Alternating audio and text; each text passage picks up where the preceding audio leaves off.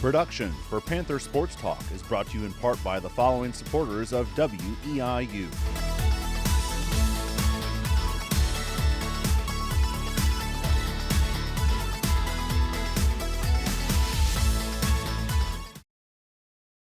Welcome to another edition of Panther Sports Talk right here on WEIU. I'm Rich Moser, joined each week by EIU head football coach Kim Dameron, and had a fill-in for me last week. And Coach tells me Brad did a really good job filling in. Probably asked some good questions and didn't go through the same questions we went every week. So you got a little different change up there for you, Coach. And I guess change up is one of the things I guess we'll use for a theme today. You guys finally got to come back home.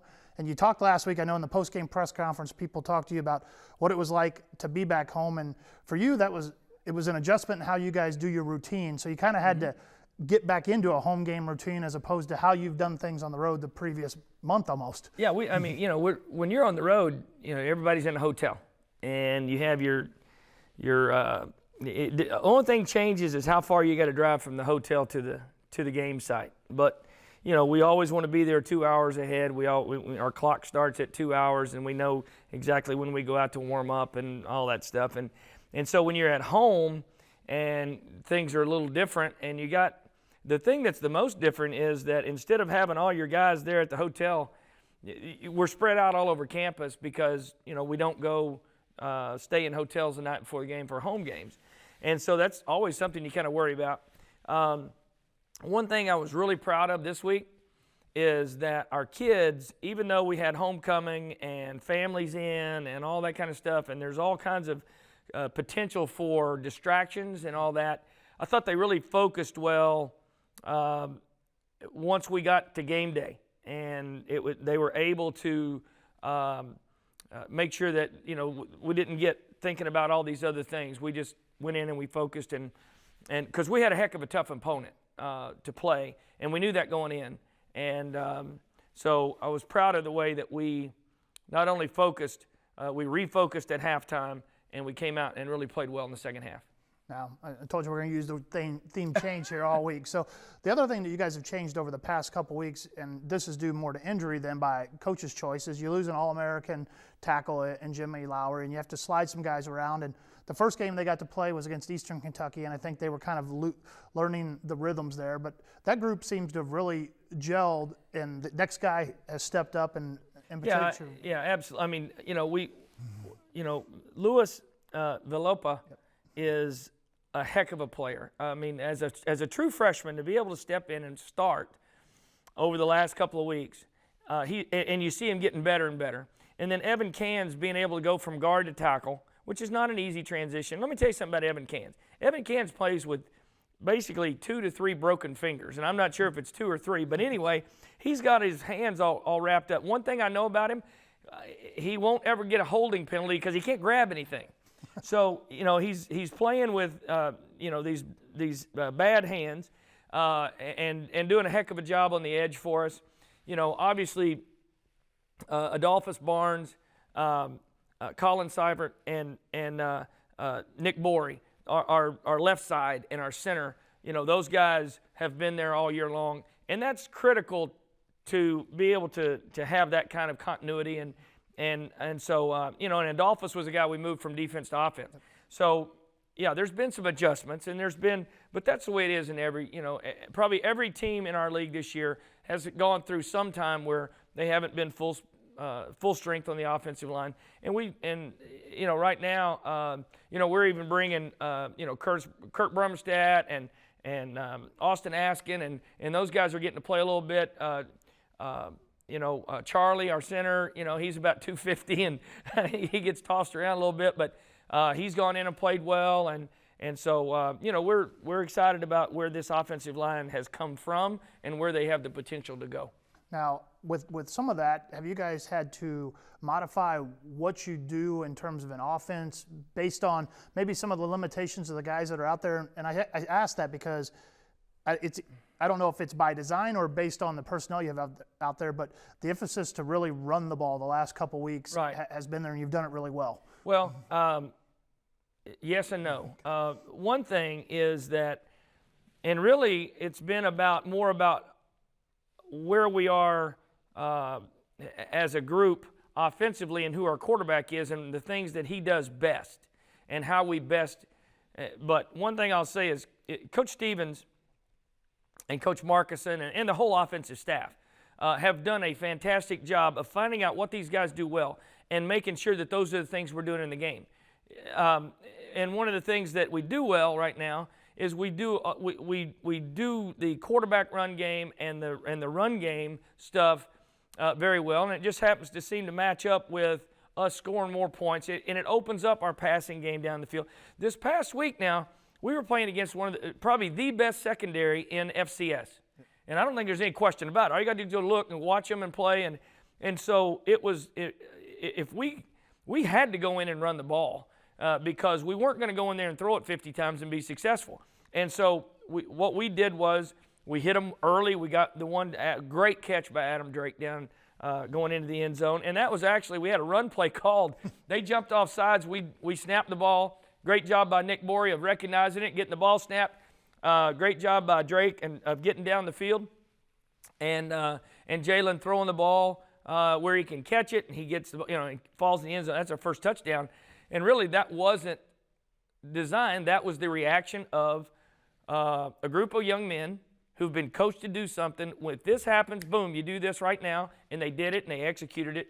And so those are the things that you see as the year progresses that we're getting better at. We're getting better at running the football. And so, that's where I feel like that we're going to make our most of our points and all that stuff. Obviously, we throw the football. And right now, if you look at for the entirety of the season, we're very balanced. We're within maybe 100 yards of each other. Like 12 yards, actually. I looked at the I other day. mean, it's crazy that you would play 8 games, and basically you're just saying we want to be a balanced offense. We want to, run the quarterback. We want to do these things.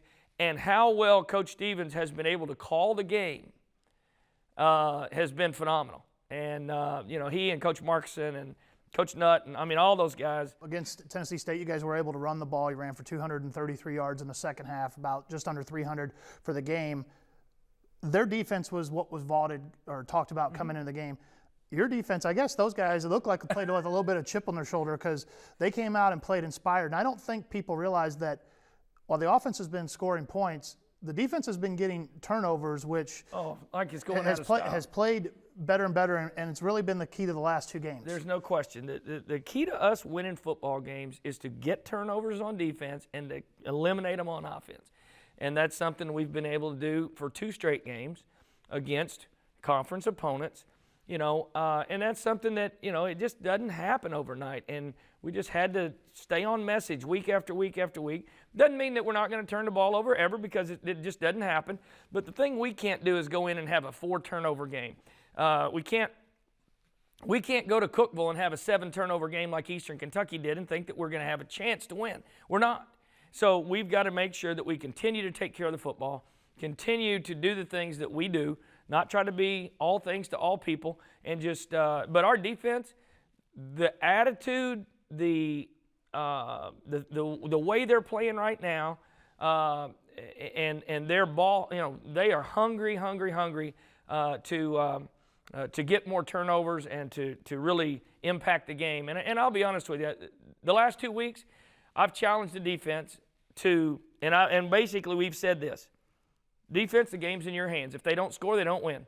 We're going to score some points. We're going to, but it's irrelevant to me what the offense does as far as long as we don't turn it over a bunch, we're going to make yards. We're going to do some things. But the defense and the way they're playing right now is, to me, the biggest difference in our football team. 2 plays really changed the outcome of the game from the defensive standpoint of the ball. The one is the play everybody saw. Anthony Goodman steps in front, races back for the touchdown. The other one that people forget, and it was important at the time of the game, is the 4th and 1 stop at the goal line. Dino Fonte and Camus and those guys on 4th and a yard, it was a full yard, so that was good. It wasn't like a foot. Yep. But Dino basically split a double team, came off and made a tackle behind the line of scrimmage, and then, had several guys. But, you're talking about a guy, great pad level. Just you watch it, it's a highlight reel of fundamentals. And can't say enough about the good things that Dennis Winston and that group are doing. But Dino really played extremely well Saturday, and really proud of the things that he's able to do right now. But yeah, that was a huge play. And then we talked about the Goodman interception. Is that something that I guess the defense has been really rotating to the ball? Was that just a coverage that was on where he was able to make the break because he had help behind him? I don't remember probably. Yeah, well, I'll say this: there was two things. One, Dino Fonte got pressure on the quarterback immediately, and so he had to get rid of the football. And the other was they had, and this is the type things that, again, you coach them, you talk to them about them and all that, but to see them go out and execute it and do it on Saturdays, that's what this thing's all about. But they had run this, to where they were motioning the guy out and they were throwing the bubble screens out there, or the quick screen. And they had done it once or twice during the game, and I think Anthony basically recognized that, here comes this play again, and instinctively went to where he needed to be and threw it right to him. And so those are the kinds of things when you see young men who they understand the scheme of the defense, they understand, and they cut themselves loose and allow themselves to really just go make plays. It's fun to watch, and that's where we're getting. We still make some mistakes. We have a few too many mistakes and all that, but the way we're running to the football right now, and I'll say this, our defensive line really dominated the game up front and allows our guys to run. And so that's why we're not giving up a lot of rushing yards right now, is because of the play of our defensive line, as well as the guys in the back end. And the thing about it is they had been throwing for a lot of yards.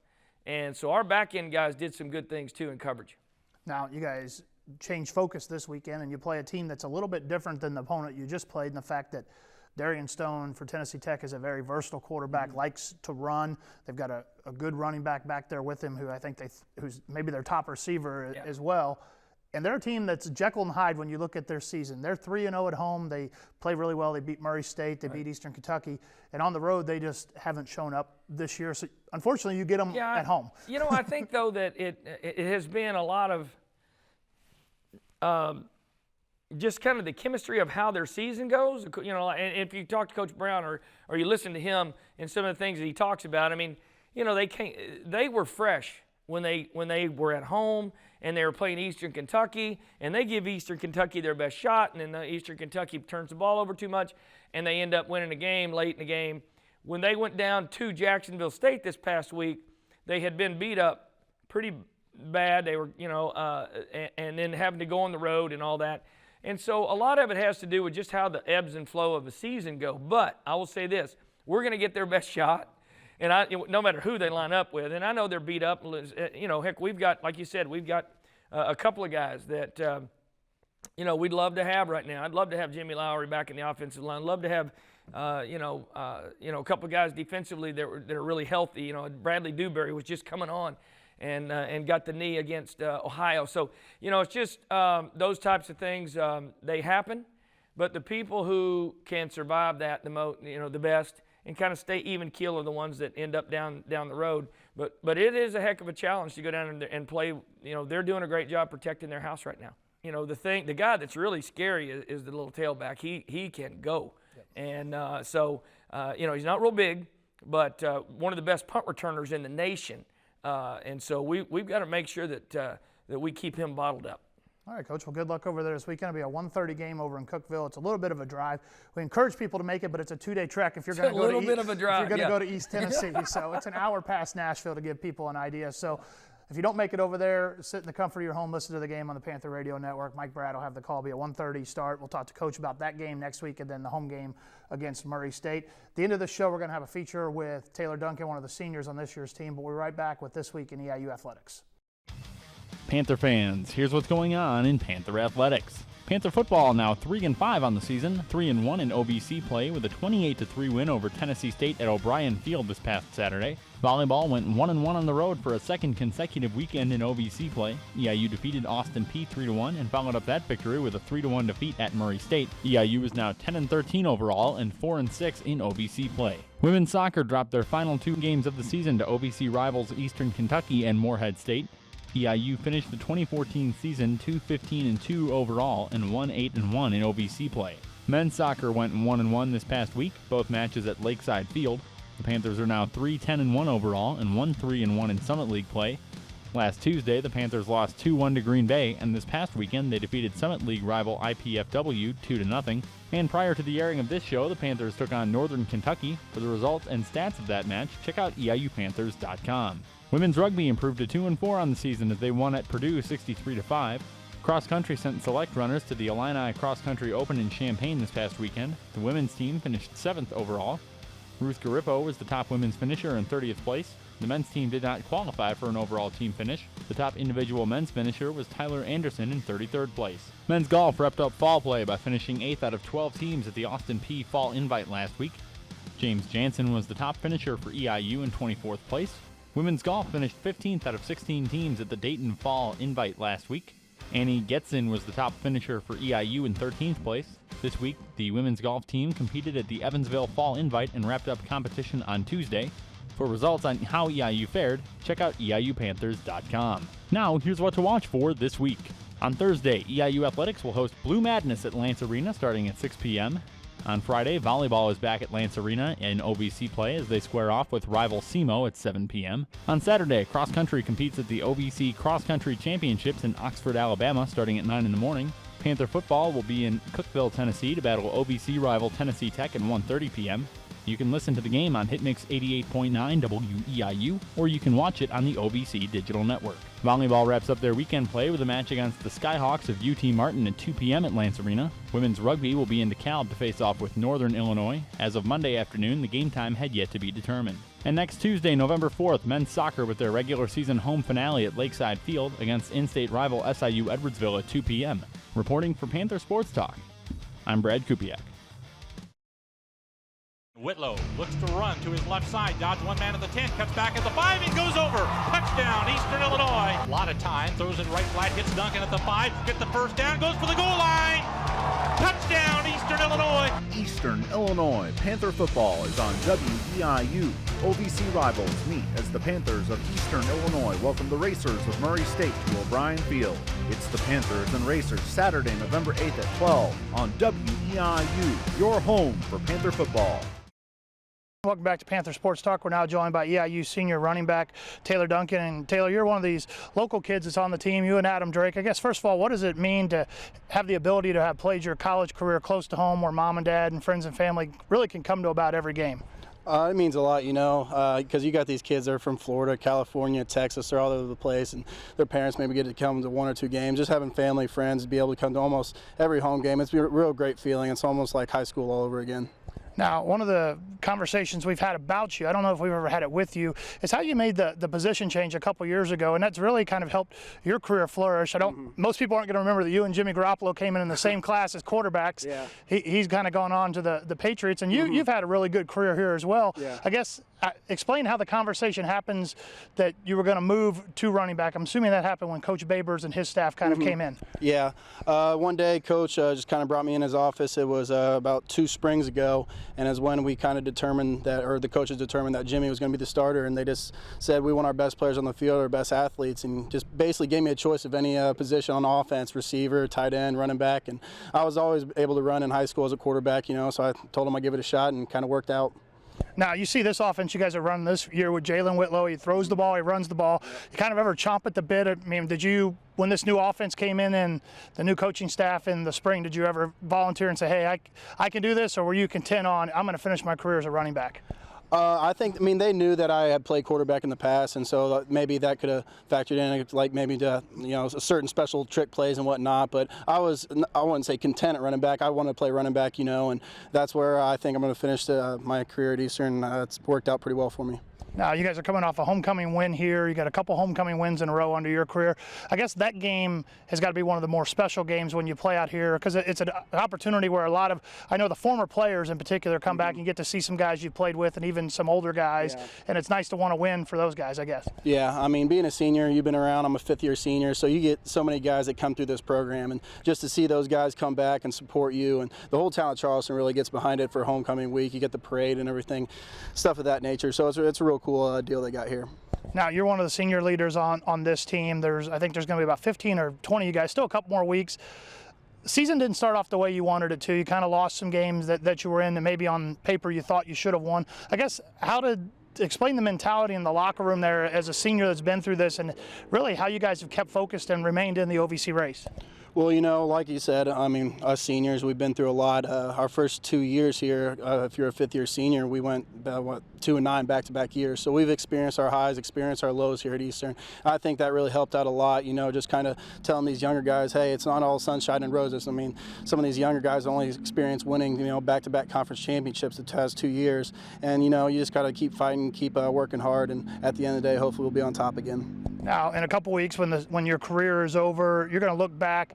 Your name is going to be in a couple of the top 10, top 15 career record books for career rushing yards, for career rushing touchdowns. Are those things that, I know winning is the most important thing, but are those things that will sink in at the end of the season, or do you think it's going to be a few years down the road that you'll look back and say, hey, my name's still there with some of the all-time greats? You know, I mean, you don't really think about that now during the season. All you're thinking about is getting that three-peat at the OVC and making a run in the playoffs. But, you know, like you said, maybe a few years down the road, it would be nice to look back, come back on a homecoming game, you know, such as this one, and just to be able to say, hey, you know, I was up there with some of the best of them. So it would be a cool deal to come back and just look back on. Now, your mom and dad are very avid supporters. They come to every game. They go to about every road game. I've seen them on almost every practice. I don't want to call them out on some of those things. Senior Day is going to be a few weeks away. Is that going to be more emotional on mom and dad or more emotional on you think? I think definitely mom and dad, mom in particular. You know, I've been playing sports all my life, and like you said, they've been very active in my, you know, sports and pretty much come to every single game, me and my brothers, you know. And so to see that kind of come to an end, it's going to be rough on them. And me too. I've had a great run here at Eastern. It's been fun. But it's been a good one. All right, we appreciate your time, Taylor. Best of luck down the rest of the season. We'll be right back and wrap up this week's show with some of the highlights from the big homecoming win over Tennessee State here at O'Brien Field. Thanks for watching, everybody. Let's go! O'Brien Field in Charleston for Eastern Illinois football this afternoon. It's the Panthers with a record of 2-5 overall, but 2-1 in the Ohio Valley Conference. Set to take on the Tigers of Tennessee State. They are 4-4 overall, 1-3 in conference play. Out of the pistol, 1st and 10 Tigers at their 28. Handoff straight ahead. Smith stepped out of one tackle, but is still hit for a loss back at the 26-yard line. Dino Fonte was there. They give it left side west. Hit by Smith, hit behind the line, bounced off Fonte, and they stop him for no gain. German on 3rd and 3. Hands up the middle. Smith hit at the line and stopped. Daniel Chisholm hit him first, and then Adam Gristic came in and finished him off. Tennessee State may be offside. Whitlow back to pass, throwing it deep, right side for Drake. He's got it, and a touchdown for Eastern Illinois. A leaping catch by Drake at the 3, and he kept his momentum across the goal line. Oh, just another incredible catch in traffic by Adam Drake. German, a big, strong quarterback under center on 4th and goal. He'll give it to Hopkins, right side, and he pushed back. He didn't make it. Eastern has stopped him. Dino Fonte had him around the legs and drove him backwards. Back, quick pass on the right, intercepted, maybe a touchdown. Goodman at the 20, at the 10. Anthony Goodman for the touchdown. And there's a huge play in this game. Anthony Goodman, who picked off a pass last week, makes it 2 weeks in a row, and he brings this one back 45 yards down the near sideline. Dino Fonte, who hit Butler just as he released that ball, it hung up in the air a little bit, and the results for Eastern could not have been better. Snap, and the handoff ball hit behind the line and pulled down. Robert Haynes, who walked off earlier with an injury, he's back out there and made his presence known with a tackle for loss. 2nd and 9, big handoff. Whitlow on a keep around the right side, 35, breaks open 40. Jalen at the 50, and a foot race at the 40. He may go. Whitlow at the 20, at the 10, he's in. Touchdown, Eastern Illinois. Jalen Whitlow breaking loose for the first time today. 1st and goal at the 14. There's a fake, ball's on the ground, and the Panthers recover on a blocked handoff.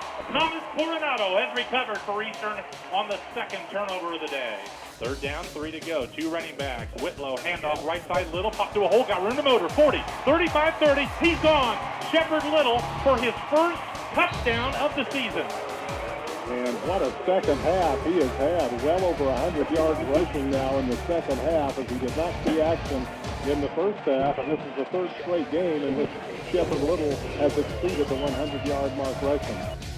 German back to pass on second down, throwing, intercepted. Grugier Hill's got it, taken down to the 41 of Tennessee State. Kamu Grugier-Hill picks off his second pass this year. A real defensive-oriented game for the first 3 quarters, but some big plays by the Panthers. 3 long touchdowns broke it open late. Eastern Illinois has won it over Tennessee State, 28-3. We are loyal, EIU, we're loyal and true. So the happy fans, mama, still be cheering. Fly the Panthers for the glory of our Kansas. Fly on for the come on, let's